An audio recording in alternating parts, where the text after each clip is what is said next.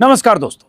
बिहार चुनाव नतीजे के 3 दिन बाद पटना से खबर आ रही है कि तेजस्वी यादव अपनी हार की समीक्षा के लिए बैठक कर रहे हैं और ये बैठक पटना में जो उनका सरकारी आवास है, एक पोलो रोड, वहाँ ये बैठक हो रही है।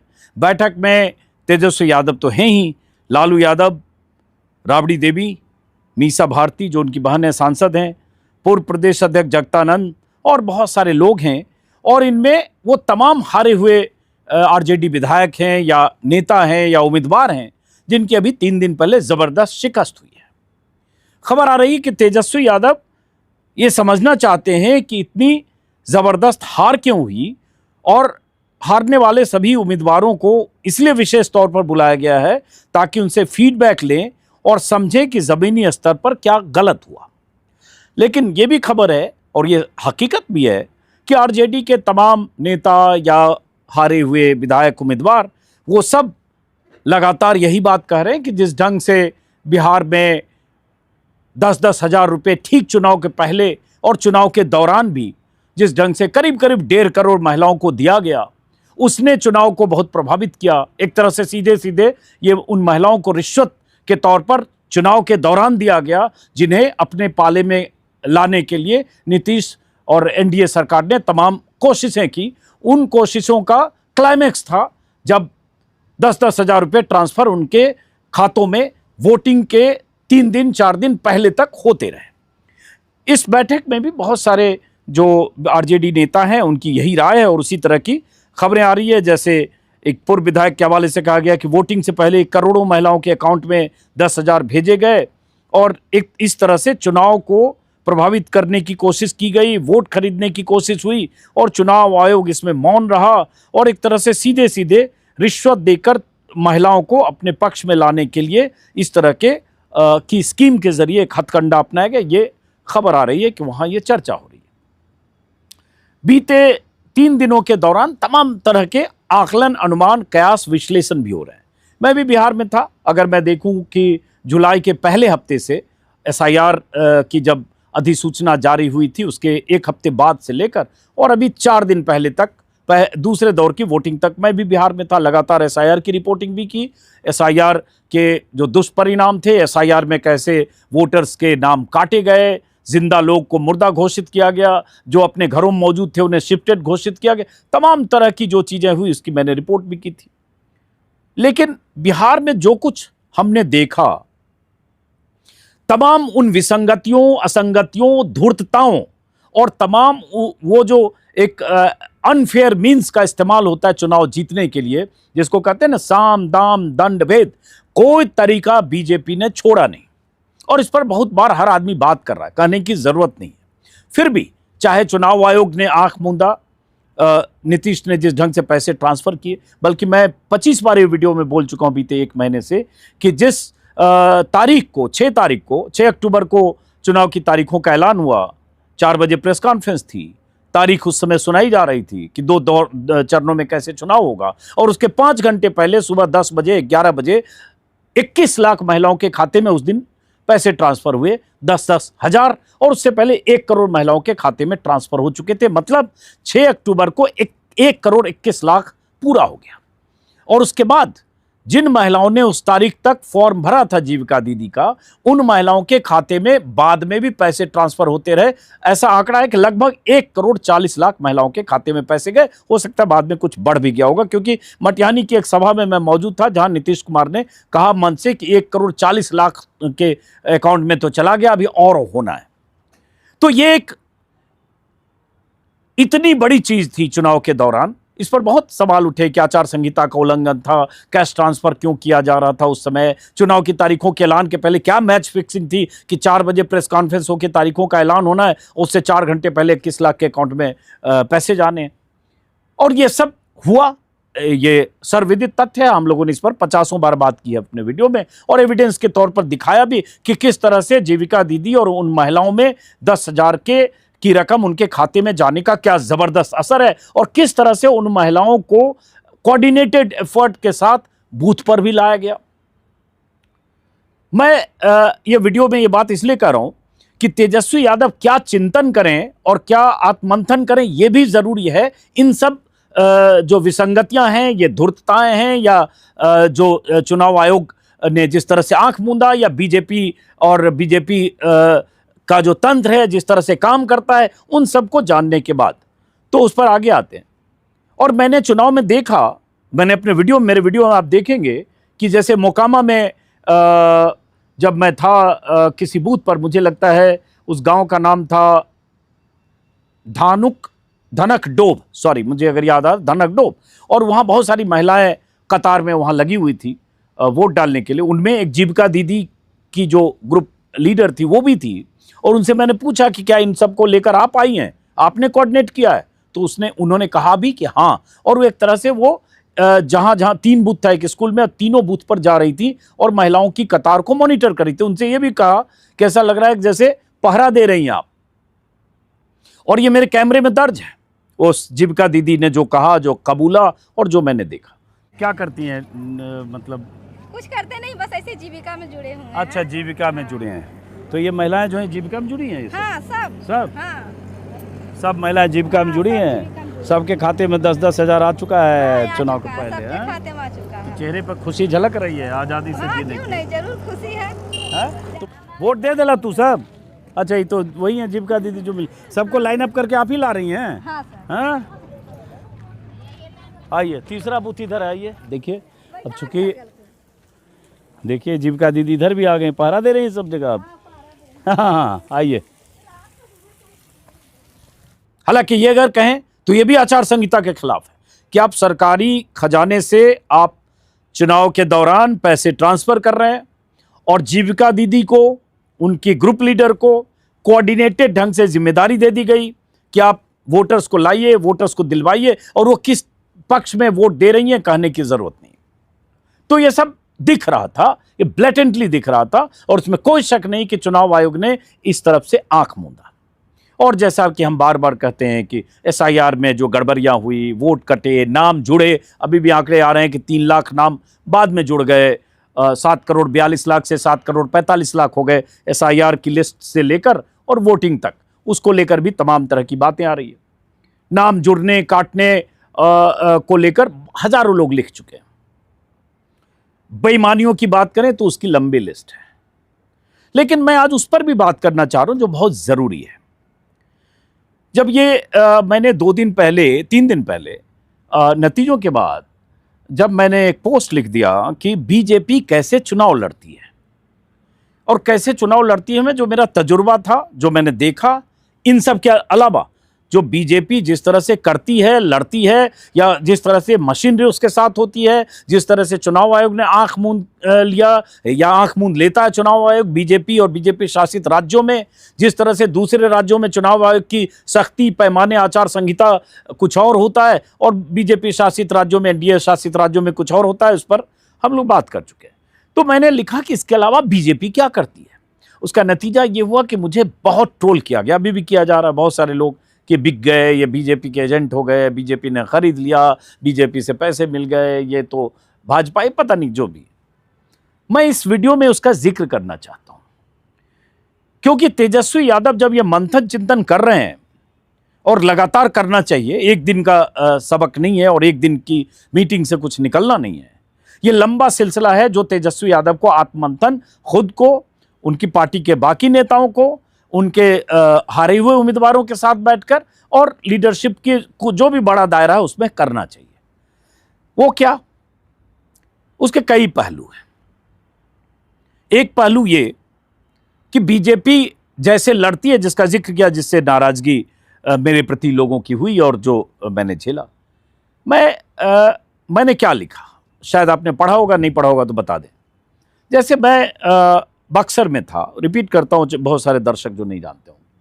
बक्सर में था जब मैं, मेरे ख्याल से 25 अक्टूबर वो तारीख थी, मैं वहाँ वैष्णवी होटल, या ऐसे ही नाम था, शायद वैष्णवी होटल ही था, वहाँ मैं ठहरा हुआ था और रात में डिनर कर रहा था रेस्टोरेंट में, और मेरी टीम के 5 लोग थे, और सामने 7-8 लोग बीजेपी के थे जो दूसरे टेबल पे थे, और उन्होंने जो फटका होता है बीजेपी का उन्होंने पहना हुआ था, गले में डाला हुआ था। तो 1-2 आदमी मुझे गौर से देख रहे थे, मुझे लग रहा था, मेरी नज़र बार बार मिल रही थी, मुझे भी लग रहा था कौन है, मैं पहचान नहीं रहा था, बट वो बार बार देख रहे थे। तो अचानक वो उठकर आए, और ऐसे 5 फीट दूर मैं टेबल पे बैठा था, नमस्कार किया और उसके बाद कहा भाई साहब मैं सतीश गौतम अलीगढ़ का बीजेपी का सांसद। तो मैं भी खड़ा हो गया सम्मान में। मैंने कहा हाँ बताइए कैसे हो आप, यहाँ कैसे? तो उन्होंने बताया कि मैं तो बक्सर में हूँ लगातार 1 महीने से, ऐसा कुछ बताया, और बक्सर इस बार हम जीतेंगे। मैंने कहा अच्छा बक्सर का जिम्मा आपने ले रखा है? बोला हाँ बक्सर मेरी भी जिम्मेदारी है, मेरे साथ और लोग हैं और हम लगातार कैंप कर रहे हैं। और फिर संक्षिप्त 3-4 मिनट खड़े होकर बातचीत हुई जिसमें उन्होंने अपना बताया कि हम कैसे जीतेंगे, क्यों जीतेंगे। आनंद मिश्रा वहाँ से एक फॉर्मर IPS अफसर बीजेपी के टिकट पर चुनाव लड़ रहे थे, जो पहले निर्दलीय लोकसभा का चुनाव हारे थे 40-45 हज़ार वोट पाकर, बाद में जनसुराज होते हुए बीजेपी में आ गए। खैर तो बात की, उसके बाद अपनी सीट पर बैठ गए, मैं अपनी सीट पर बैठ गया।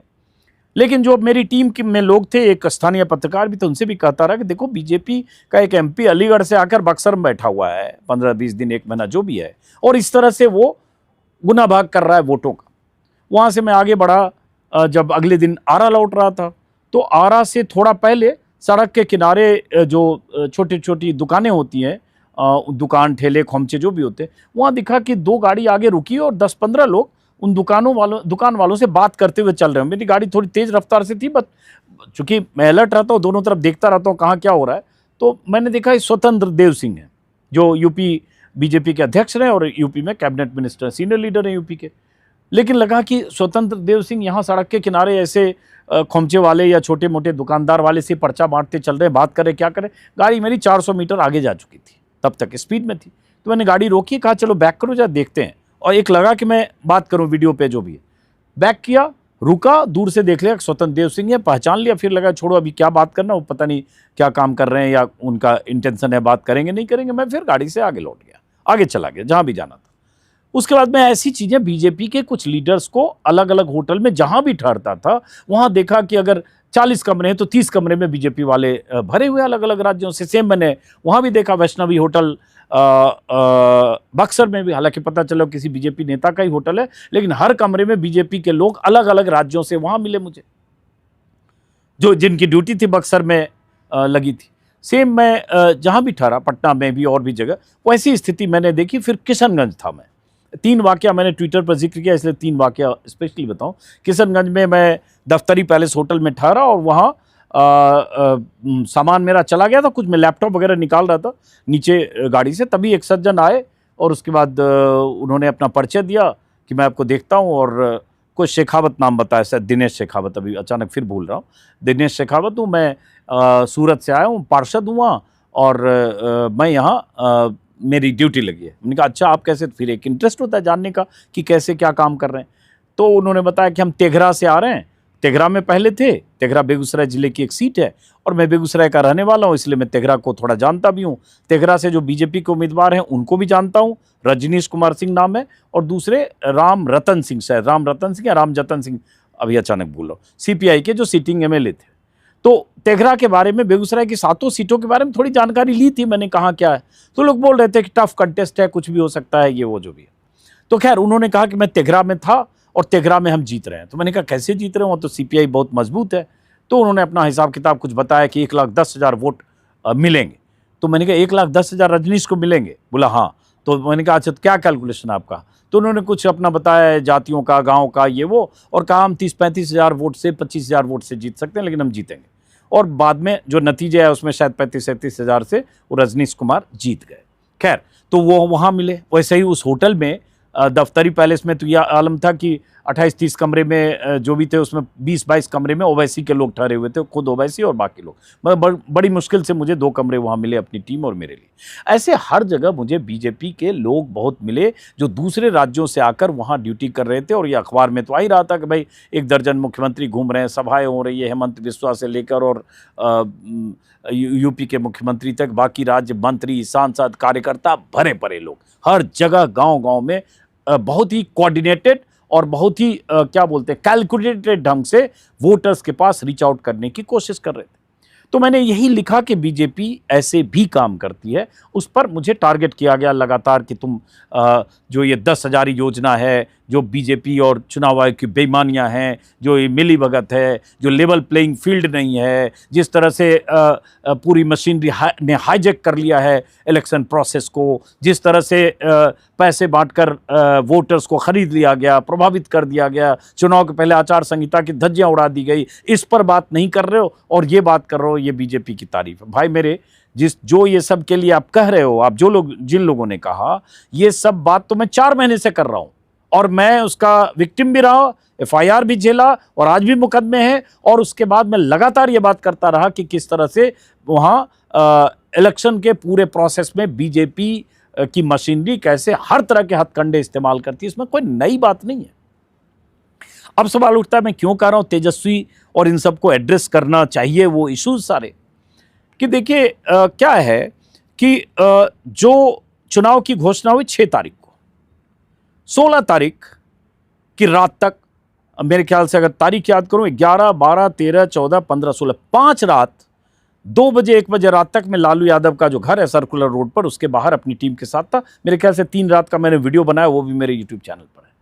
टिकट का आखिरी समय तक आपका फैसला नहीं हो पा रहा है, अधिकृत लिस्ट नहीं आ पा रही आखिरी वक्त तक। 17 को पहले दौर के नामांकन की आखिरी तारीख थी।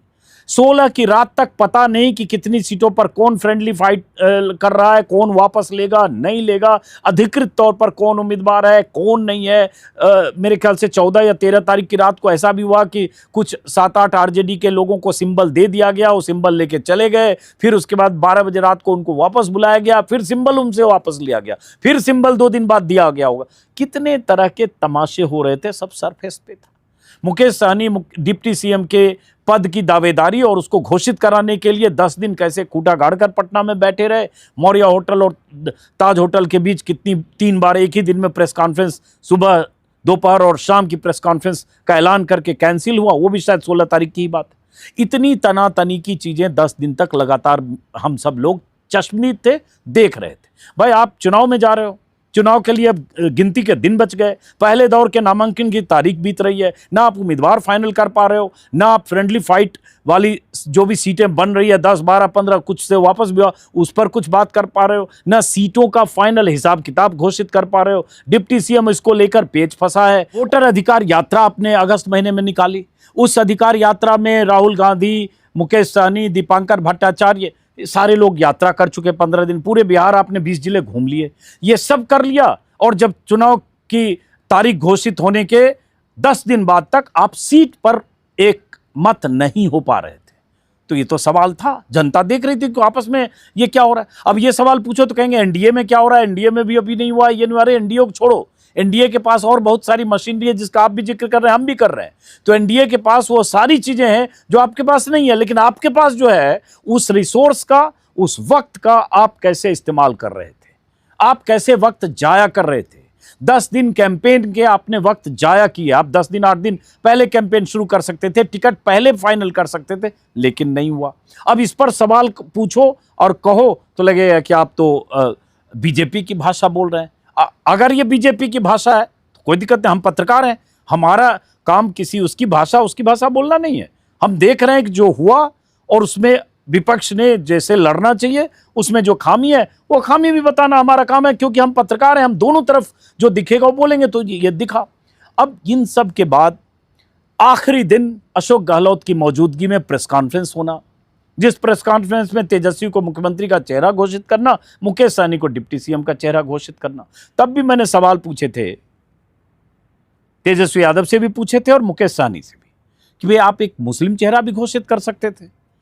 दोनों ने जवाब नहीं दिया। तेजस्वी यादव ने कहा जल्दी कुछ होगा, देखिएगा। हुआ कुछ नहीं 4 दिन बाद, और चुनाव बीत गया, तब भी कुछ हुआ नहीं, मतलब पहले दौर दूसरे दौर तक। भाई जिसकी 17% आबादी है उसकी नुमाइंदगी आपके उस खांचे में नहीं है, और जो 2.5% वाले मल्लाह समाज के सन ऑफ मल्लाह हैं, चूंकि उन्होंने खूंटा गाड़ दिया कि हमें डिप्टी CM पहले बनाओ, घोषित करो हमारा नाम, हमारी दावेदारी, तभी हम आपके इस गठबंधन का हिस्सा रहेंगे, नहीं तो जो भी टेंट्रम उन्होंने दिखाया, जिसके बारे में कहा जाता है राहुल गांधी ने भी उनसे बात की और क्या किया, दीपांकर भट्टाचार्य ने समझाया, दीपांकर भट्टाचार्य ने राहुल गांधी से बात कर, जो भी कहानियां हो, तो आपने उनका नाम घोषित कर दिया। और 17% उस मुस्लिम आबादी के लिए नुमाइंदगी के लिए आपके पास कोई स्कोप नहीं था, क्योंकि आप मुसलमानों का वोट चाहते हैं 17% कि एक मुश्त आपको वोट दें, लेकिन उनका नाम लेने से, उनको स्टेज पर अपने बराबर डिप्टी सीएम के दाएं बाएं अगर एक बना तो दूसरे का नाम लेने से या उनका नाम तय करने से आप बचे।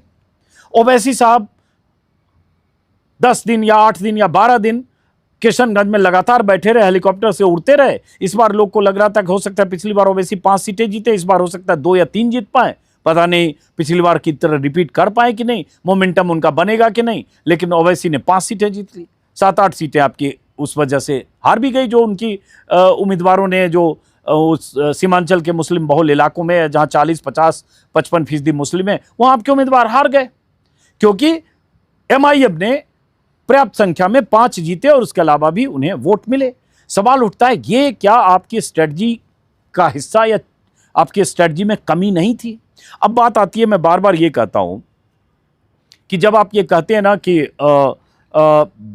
विपक्ष के सामने लेवल प्लेइंग फील्ड नहीं है, चुनाव आयोग की बेईमानियां हैं, एसआईआर में गड़बड़ियां हैं, फर्जी वोटर है, वोट चोरी है, ट्रेनों से भरकर लाए गए वोटर हैं, वोट एडिशन और डिलीशन में बीजेपी के पक्ष में चुनाव आयोग की साजिशें हैं, एसआईआर के पीछे एक किस्म की का रोड मैप है बीजेपी की जीत सुनिश्चित करने के लिए, एनडीए की। ये सब आप कहते हैं, ये सब जानते हैं। आप कहते हैं बीजेपी के पास अकूत पैसा है खर्च करने के लिए, सही बात है। 1 दर्जन से ज्यादा राज्यों में उनकी सरकारें, पैसा दौलत की कमी नहीं है, तो पैसा हुआ खर्च भी करते हैं। 40 लाख की सीमा है एमएलए के चुनाव लड़ने के लिए, अब घोषित तौर पर 40 लाख है। अब जब देखेंगे, जब वो अपना खर्चा दाखिल करेंगे तो पता चला किसी ने 12 लाख खर्च किए, किसी ने 10 लाख किए, वो हो सकता है आ भी गया हो। लेकिन ये पता है कि 40 लाख की सीमा जहां होती है, विधानसभा में 4 करोड़, 5 करोड़, 10 करोड़, 20 करोड़ खर्च करने वाले लोग हैं, उससे ज्यादा भी करते होंगे। तो ये सब मान लो उनके पास है, आप कहते हो, विपक्ष कहता है, तो फिर आपके पास क्या उपाय है? या तो आप यही कहते रहो कि उनके पास सब कुछ है, उनके पास ये है, वो है, हथियार है, हथकंडे हैं, चुनाव आयोग है, पैसा है, मोदी है, शाह है, ईडी है, सीबीआई है, मशीनरी है, बेईमानियां है, धूर्तता है, मक्कारी है, सब है, तो इसलिए हम हार गए क्योंकि लेवल प्लेइंग फील्ड नहीं है। तो सवाल उठता है, ये सारी चीजें विपक्ष के पास तो ऐसे भी आने से रही, ये तो बीजेपी और एनडीए के पास ही है, तो फिर आप क्या करेंगे? वो कहते हैं ना, दीवार फिल्म का एक डायलॉग है, जब अमिताभ बच्चन शशि कपूर को कहता है कि मेरे पास बंगला है, गाड़ी है, बैंक बैलेंस है, तुम्हारे पास क्या है? तो शशि कपूर कहते हैं मेरे पास मां है।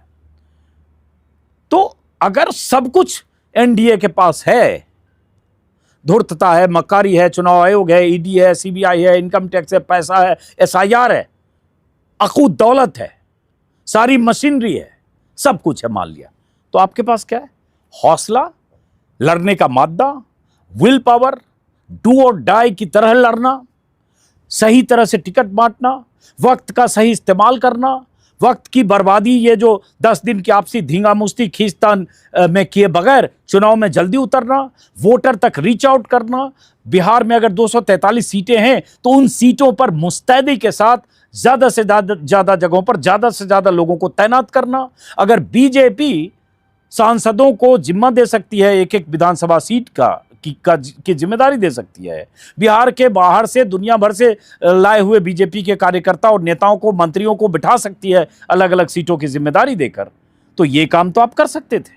अगर बीजेपी सिर्फ उसी से जीत जाती तो बीजेपी ये क्यों कर रही थी? इसका मतलब बीजेपी कोई भी तरीका नहीं छोड़ना चाहती थी और कोई भी तरीका उसने नहीं छोड़ा, चाहे हथकंडे आजमाए हों, चाहे इस तरह से आरा में सड़क की धूल फांक रहे हो स्वतंत्र देव सिंह, या होटल में 1 महीना बक्सर में बैठ कर जो भी कर रहे हो अलीगढ़ के सांसद, या जैसा कि मैंने कहा किशनगंज में।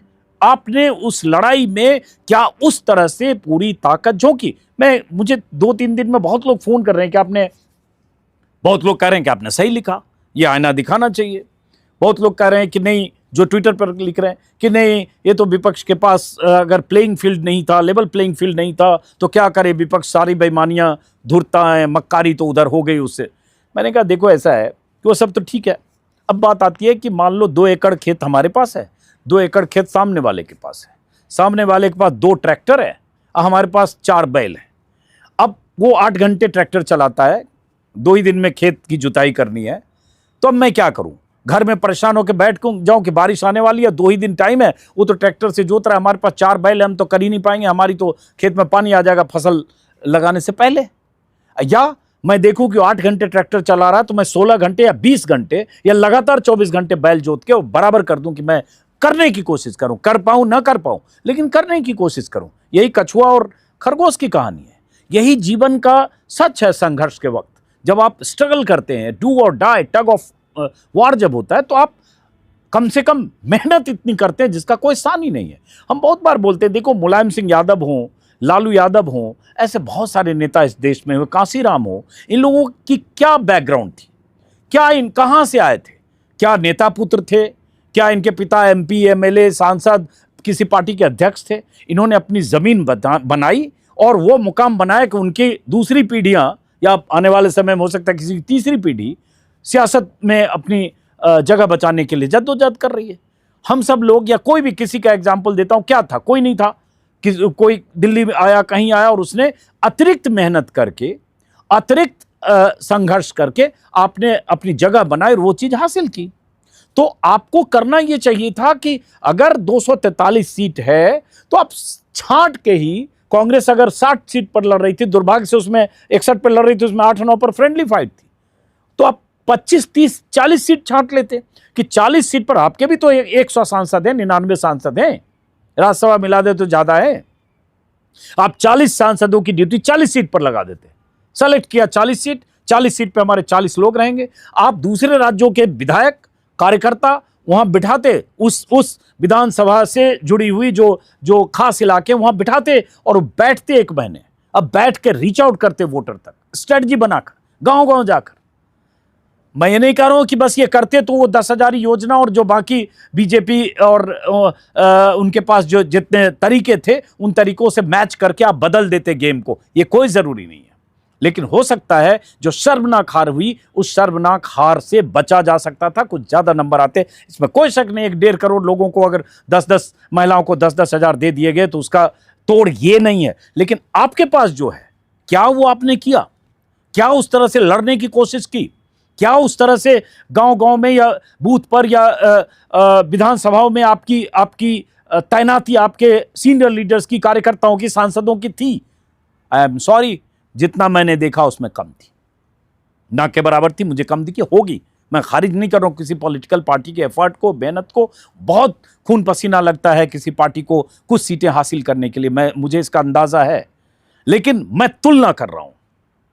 क्या होता है बहुत बार कि जैसे राहुल गांधी आ रहे हैं, प्रियंका गांधी आ रही हैं, हेलीकॉप्टर से उनको फला जगह जाना है, 25-30 फॉर्च्यूनर स्कॉर्पियो से लोग आए अलग अलग जगह से, वहां पहुंचे, उसमें से 20-25 लोग मंच पे गए, सबने अपना चेहरा दिखाया, हाजिरी दिखाई, हेलीकॉप्टर फुर्र हुआ और गाड़ियां स्कॉर्पियो और फॉर्च्यूनर और उसका काफिला भी फुर्र हो गया और उसके बाद सभा विसर्जित होकर चली गई। अब आप जब वैसी ताकत से लड़ रहे हो, बीजेपी जैसी ताकत और मशीनरी से, तो उस ताकत से लड़ने के लिए जो आपके पास नहीं है उसका रोना हर समय रोने की बजाय आपके पास जो है उसका कितना इस्तेमाल कर रहे हैं, और जो नहीं है, जो अनफेयर मीन्स है, गलत तरीके हैं, उसके खिलाफ लड़िए, कोर्ट में जाइए, जनता को आगाह कीजिए, जनता को सचेत कीजिए, जनता को एजुकेट कीजिए, हर वोटर को आप उसके लिए आगाह करके उसको बताइए कि गलत हो रहा है और वोटर को अपने संघर्ष में साझेदार बनाइए, तब तो होगा। लेकिन क्या यह हुआ? मौर्य होटल और ताज होटल में बहुत सारे लीडर होंगे, वहीं बैठे होंगे, क्या वो उसी तरह से? मैं एक छोटा सा किस्सा और बताता हूं। ये मैंने अपने वीडियो में शायद 6-7 दिन पहले कहा भी था, सेकंड डे की पोलिंग के पहले बोला या पोलिंग डे बोला। पूर्णिया में मुझे पता चला कि अमित शाह, पूर्णिया के 7 सीटों पर महागठबंधन का कब्जा था, अगर मुझे ठीक से याद है। पूर्णिया के सांसद निर्दलीय पप्पू यादव, मुझे पता चला कि पूर्णिया में अमित शाह रोड शो कर रहे हैं, सेकेंड फेज पोलिंग के 3 दिन पहले शायद, और पूर्णिया में उन्होंने रात में नाइट स्टे किया, कैंप कर दिया पूर्णिया में। सोचिए, गृह मंत्री। तो हुआ ये कि रात को मैं किशनगंज से पटना जा रहा था, कहीं जा रहा था, अचानक देखा, नहीं पूर्णिया से ही पटना लौट रहा था, तो मैंने देखा कि गिरेंद्र मिश्र हैं, जो साहित्यिक रुझान के शख्स हैं, कहानियां कविताएं लिखते हैं और कुछ छिटपुट आलेख भी लिखते हैं, पूर्णिया में रहते हैं। उन्होंने एक फोटो शेयर किया फेसबुक पर अमित शाह के साथ और कुछ लिखा कि गृह मंत्री के साथ आज मुलाकात हुई, ऐसे 1 to 1 ऐसा कुछ लिखा। तो मैं थोड़ा हैरान हुआ क्योंकि गिरीश मिश्र से मैं भी बात कर रहा था कि चुनाव के नतीजों के दिन हम आपसे एज एन एक्सपर्ट हम आपसे बात करेंगे और उसके बाद आपकी राय समझेंगे कि क्या हुआ। तो जैसे फोटो देखा कि अमित शाह के साथ गिरीश मिश्र का फोटो, मैंने तुरंत उनको कॉल किया हैरानी के साथ कि अरे अमित शाह के साथ आप कहाँ बैठ गए। तो उन्होंने बताया कि मैंने कुछ सीमांचल की सीटों के लिए कुछ काम किया था किसी के लिए और मैंने थोड़ी रिसर्च और थोड़ी जानकारी जुटाई थी। ये किसी ढंग से बीजेपी के किसी नेता के थ्रू अमित शाह के पास पहुंचे, जो उन्होंने बताया वर्बेटम बता रहा हूं। तो अमित शाह ने मुझे बुलवा लिया और उसके बाद उन्होंने आधा घंटा या 45 मिनट मुझसे एक एक सीट के बारे में पूछा, बात की। अब सोचो, एक गृह मंत्री पूर्णिया जो मोदी के बाद सबसे पावरफुल हैं, हालांकि चुनाव लड़ाने की जिम्मेदारी और सारे साम दाम दंड भेद अख्तियार करने की भी जिम्मेदारी उन्हीं की है। वो पूर्णिया में नाइट स्टे करते हैं। एक शख्स को जिसकी नॉन आइडेंटिटी जो शख्स है उसकी जो भी रिसर्च या उसकी फाइंडिंग है, उसकी फाइंडिंग को समझने के लिए उसको बुलाते हैं, उसके साथ 1 to 1 मीटिंग करते हैं और उसके बाद जो भी उसका नतीजा हुआ और उससे क्या हुआ नहीं हो, छोड़िए, पूर्णिया की सभी सीटें गठबंधन हार गया, सभी सीटें पूर्णिया की। और उस पूर्णिया में प्रियंका गांधी की भी सभा हुई थी, उस सभा में मैं था। पप्पू यादव बड़ी बड़ी बातें करते रहे, 100 इंटरव्यू पप्पू यादव ने भी दिए पिछले 3 महीने में, लेकिन हुआ क्या। तो मेरा ये मानना है, बार बार रिपीटेशन आपको लग सकता है इस वीडियो में, कि जो आपके पास नहीं है और जो नहीं आने वाला अभी हाल में, तो क्या वही बताते रहें? क्या उसी से आप बार बार कहते रहें कि हम हार गए, क्या करें, हमारे पास ये नहीं, हमारे पास वो नहीं, हमारे पास ये नहीं है? तो काउंटर क्या है? काउंटर है अतिरिक्त मेहनत, काउंटर है लगातार मेहनत, काउंटर है सतत संघर्ष, काउंटर है वोटर को, नागरिक को जागरूक करते रहना, काउंटर है हर गांव में हर जगह रीच आउट करना। अगर चुनाव है 2027 में यूपी में मार्च में, अब हो गया 1.5 साल बच गए, तो यह है कि आप 1.5 साल मैदान में रहिए, आप 1.5 साल घूमिए। यूपी की 403 सीटों में से कोई सीट अगले 3 महीने में बची ना रह जाए जहां आप रीच आउट न कर जाए। हर गांव में, हर शहर में इतने कार्यकर्ता तो हैं, होंगे। एसआईआर के समय मैं इसलिए बोल रहा हूं कि एसआईआर के समय अगर हम लोग, अजीत अंजुम दिल्ली से पटना पहुंच के किसी लोकल कॉन्ट्रैक्ट से पता करके ये पटना से 350 किलोमीटर दूर अररिया जा सकता है, अपना तेल डीजल खर्च करके 10,000 रुपये खाली डीजल का लगा होगा मुझे पटना से अररिया जाने आने में, होटल में रहा उसको भूल जाइए, वो अलग खर्चे हुए मेरे। जाके उसके बाद 8 लोग जो डेड लिस्ट में थे एसआईआर के, मुर्दा, और वो जिंदा मिलते हैं, उनका वीडियो शूट करके उसके बाद मैं ऑन एयर करता हूं। ऐसे और भी जगह से स्टोरी हमने की, कैसे गलत ढंग से, फर्जी ढंग से बीएलओ दस्तखत कर रहा है, फर्जी ढंग से बिना कागज पर फोटो, बिना डॉक्यूमेंट के उसको जमा किया जा रहा है, अधूरे फॉर्म, जिस तरह से सब कुछ मैं कर चुका हूं, इसमें करने की जरूरत नहीं है। किस तरह से वोट काटे गए पटना में, दीघा में, ऐसे लोगों से मुलाकात की जो विपक्ष के वोटर थे, कांग्रेस के वोटर थे, और वो पूरा ग्रुप मैंने शूट किया एक मोहल्ले में, उन्हीं लोगों के वोट कटे जो विपक्ष के वोटर थे, लेकिन बाद में जुड़े। लेकिन ये सब अगर मुझे मिल सकता है या कोई और रिपोर्टर को मिल सकता है, रेड माइक का कोई सौरभ शुक्ला जाकर ऐसे मृतकों को जिंदा खोज सकता है, या और कोई भी किसी को, राजीव रंजन को अगर कोई मिल सकता है, तो भैया आरजेडी के 45 या 50 हजार बीएलए जो बूथ लेवल एजेंट कहते हैं वो थे, कागज पर तो कम से कम है, जो सुप्रीम कोर्ट और चुनाव आयोग में है। तो वो बूथ लेवल एजेंट क्या कर रहे थे? क्यों नहीं बिहार के गांव से या कस्बे से या जिलों से, सब डिवीजन से, ब्लॉक से, क्यों नहीं आपने ऐसे हजारों लोगों के बयान जो होते हैं टेस्टिमोनियल या उनके वीडियो क्यों नहीं जारी हुए कि ये जिंदा है और ये उनके मुर्दा लिस्ट में है, ये इसी गांव में इसी घर में रह रहे हैं, ये शिफ्टेड में है? कितने वीडियो आए पॉलिटिकल पार्टी की तरफ से, कितने आए? ठीक है, राहुल गांधी से मिलने के लिए 10 लोग आए, सीपीआईएमएल के आरा के जो कईमुद्दीन अंसारी हैं, कुछ योगेंद्र यादव ने सहयोग किया, कुछ लोग यहां आए, लेकिन क्या यही काफी था? कितने लोगों को आपने वीडियो एविडेंस के तौर पर आगाह किया? आपने यात्राएं निकाली, वोटर अधिकार यात्रा निकली, मैं भी उसमें था, बहुत एफर्ट किया, बहुत रिसोर्स लगा और बहुत ताकत लगाई, बहुत मेहनत की, बहुत गर्मी थी, बहुत उमस थी, और उसमें राहुल गांधी ने 20 जिले 1200-1300 किलोमीटर की यात्रा की। सही है, मैं भी विटनेस रहा हूं, बट उसकी क्या कमी थी? ये मैंने पहले भी वीडियो में बार बार बोला था, उस दौरान भी वोटर अधिकार यात्रा के दौरान भी कि ये चुनाव का बहुत बड़ा मुद्दा नहीं बन सकता। ये जरूरी मुद्दा है, लेकिन चुनाव का बहुत बड़ा मुद्दा नहीं बन पाएगा, नहीं सकता मतलब नहीं बन पाएगा। और अभी 10 दिन पहले मुझे लगता है पहले दौर की वोटिंग से एक दिन पहले, 6 तारीख को वोटिंग थी, 5 तारीख को भी मैंने लिखा है, ट्विटर पर लिखा है, सबूत के तौर पर देख लीजिएगा कि एसआईआर बिहार में चुनावी मुद्दा नहीं है। नीचे किसी ने लिखा कि जरूरी मुद्दा तो है। हाँ, जरूरी मुद्दा है। एक वोटर का भी वोट कटता है तो उसकी आवाज बुलंद करना विपक्ष की जिम्मेदारी है, सबकी जिम्मेदारी है, पत्रकार की भी है। लेकिन उस वोट कटने से वोटर, बिहार का voter at large, public at large आपके पक्ष में सोचेगा, यह जरूरी नहीं है। वोटर के लिए चुनावी मुद्दा होना अलग बात है, पॉलिटिकल पार्टी के लिए इशू उठाना, एक पत्रकार के तौर पर मुझे उसको इशू उठाना, वो अलग बात है। दोनों को मर्ज मत कीजिए। और ये बात मैं बहुत सारे लीडर से जिनसे इंटरव्यू के लिए ऐसे मिलता था, उनसे बात करता था, उनको भी कह चुका था। मुझे लगता है 2-2.5 महीने पहले जब वोटर अधिकार यात्रा खत्म हुई थी, तो मैं दीपांकर भट्टाचार्य का इंटरव्यू के सिलसिले में उनसे मिला। सीपीआईएमएल के महासचिव हैं, उनके ऑफिस जाके मिला लक्ष्मी नगर में। और वहाँ भी मैंने बातचीत में कहा कि एक तो इंटरव्यू करेंगे चुनाव के समय, और मैंने उनको कहा कि मेरे हिसाब से एसआईआर मुद्दा बिहार में चुनाव का नहीं बनेगा। वो सहमत नहीं थे। अब मेरा लॉजिक सिंपल था, देखिए अगर विपक्ष ने आवाज नहीं उठाई होती, विपक्ष ने इस तरह से तेवर दिखाए नहीं होते, राहुल गांधी ने लगातार दबाव नहीं बनाया होता, एक्सपोज नहीं किया होता, चुनाव आयोग में 8-10 याचिकाएं नहीं गई होती, जैसे योगेंद्र यादव, महुआ मोइत्रा, मनोज झा, एडीआर, पीयूसीएल, इन सब ने याचिकाएं नहीं डाली होती, सुप्रीम कोर्ट में 8 या 9 सुनवाई नहीं हुई होती, तो आधार 12th डॉक्यूमेंट के तौर पर शामिल नहीं हुआ होता। और आधार अगर 12th डॉक्यूमेंट के तौर पर शामिल नहीं हुआ होता तो बड़े पैमाने पर लोगों के वोट कटते और अनरेस्ट होता, बवाल होता। लेकिन आधार शामिल हो गया।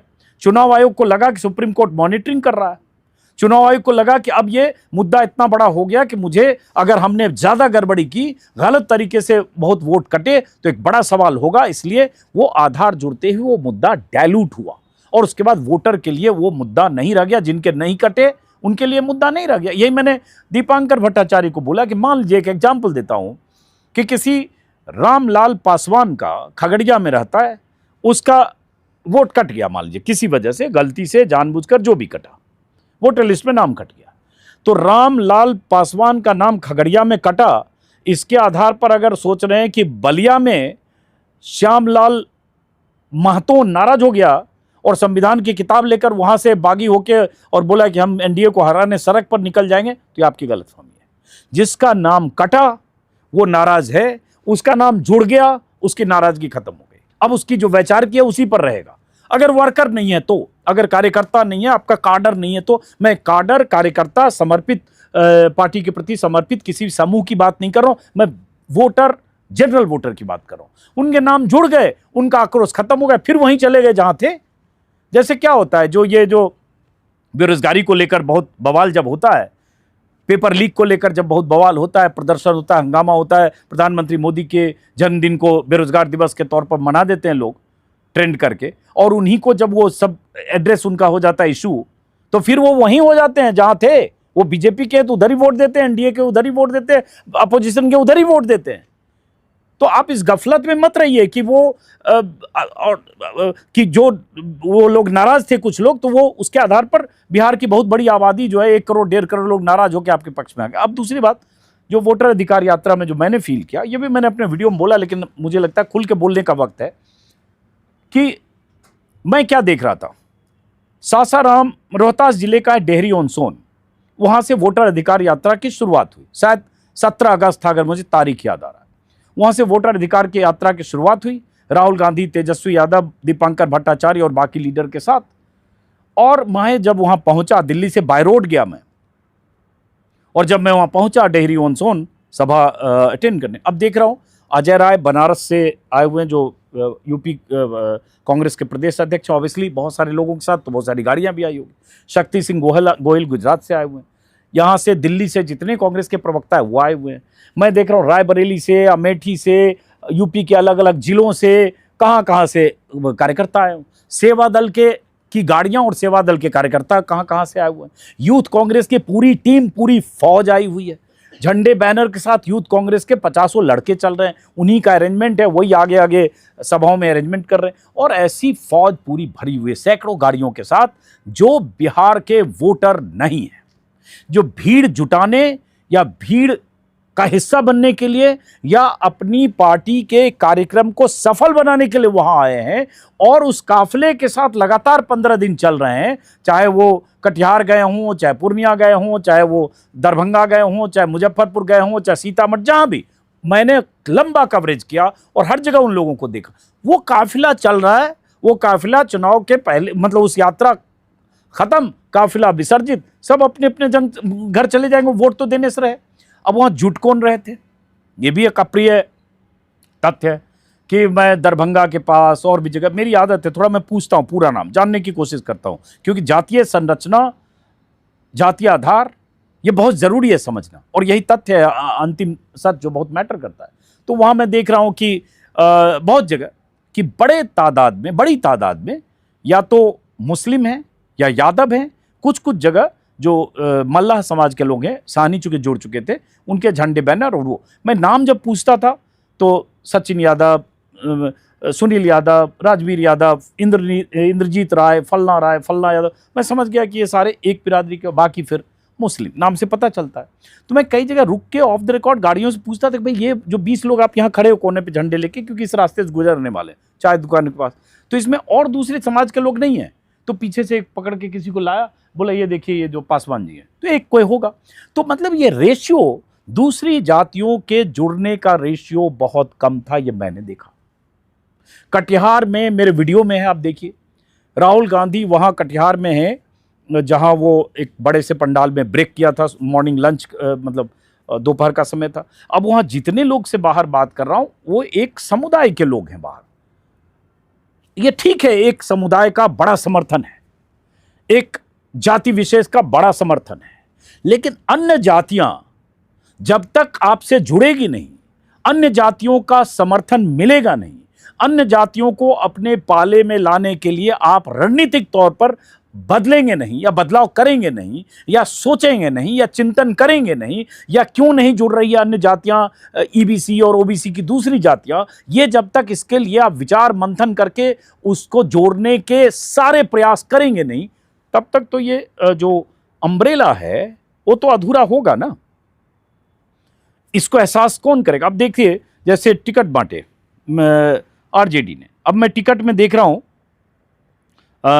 जो इस बार का टिकट की लिस्ट मैंने देखी थी, इस पर पहले भी मैंने एक बार बात की कि इसमें 58 पिछली बार आरजेडी ने मुस्लिम को, माफ करिए, यादव को टिकट दिए थे, इस बार 51 है, ठीक है। अब इसमें देखिए ईबीसी को, ये दैनिक भास्कर के हवाले से बता रहा हूं, ईबीसी को पिछली बार, एक्सट्रीमली बैकवर्ड को पिछली बार 26 टिकट दिए थे, भास्कर का के ग्राफिक्स के हवाले से इस बार 11, मतलब ईबीसी में 15 सीटें कम की, यादव में पिछली बार से 7 कम की। बट सवाल ये उठता है, और मुस्लिम 19 है, सवाल उठता है कि 243 सीट में से आरजेडी मान लो 143 पर लड़ रही थी, अब 143 में से 51 सीट आप यादव समाज को देते हो, मतलब देखो 1/3 से ज्यादा। दूसरे लोग क्या कम हैं इसमें? क्या इस पर चिंतन करने की जरूरत है? अखिलेश यादव, अगर इसकी सबसे बड़ी मिसाल, एग्जाम्पल यूपी है। यूपी में 2022 के चुनाव में अखिलेश यादव ने जिस तरह से टिकट बांटे, जिस तरह से सोशल इंजीनियरिंग की, वो उसको देखिए, नंबर, आंकड़े और नतीजे देखिए।